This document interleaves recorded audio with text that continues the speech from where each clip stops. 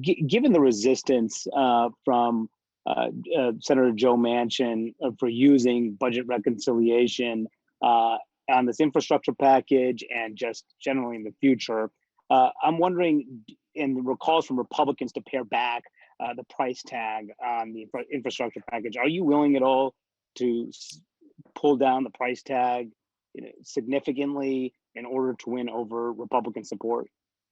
Well, the president has spoken very eloquently to this point, that he's there to listen to what suggestions people may have. But it can't be too small because what we're talking about now needs to be transformative, and it has to be big. I myself think we have to start with what this country needs. This country needs a major infrastructure plan, jobs bill that enables everyone to participate in how we build back better. And then at that point, then we'll find out how much money we need. I think what the president has proposed is probably appropriate, as we have some in our party who are saying it's not big enough, and we have others. I don't know. I'm not familiar with Senator Manchin saying that it was too big. I mean, I'm not up to date on his latest statement there, Manu, but I do know that what President put forth is what is needed. We need the roads and bridges. The American Society of Civil Engineers says we're trillions of dollars behind.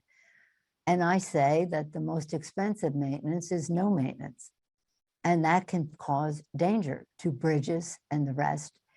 So we need to do what we need to do, but we also have to define infrastructure more broadly than roads and mass transit. We've got broadband now. We have water systems that are 100 years old or more, wood and brick, lead in the water. We've got to fix that.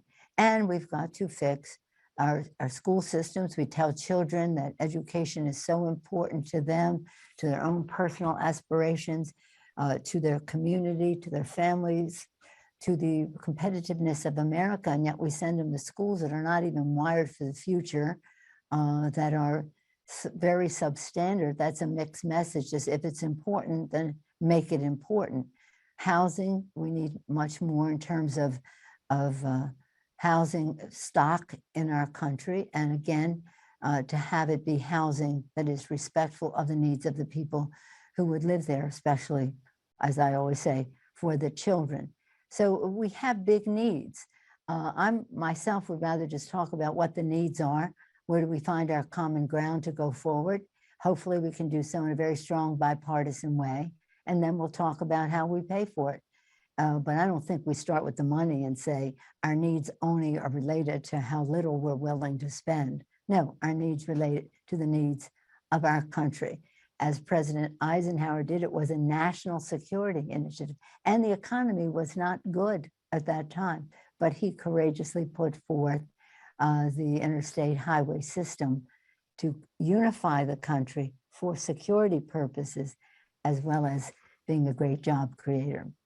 The legislation, by the way, was introduced in a bipartisan way by Al Gore's dad, Senator Gore, then Senator Gore of Tennessee. So no, I mean, again, we're willing to, always in legislation, you always listen, you always see where you can find common ground, but you got to think big, you can't think small when we're talking about the greatness of America.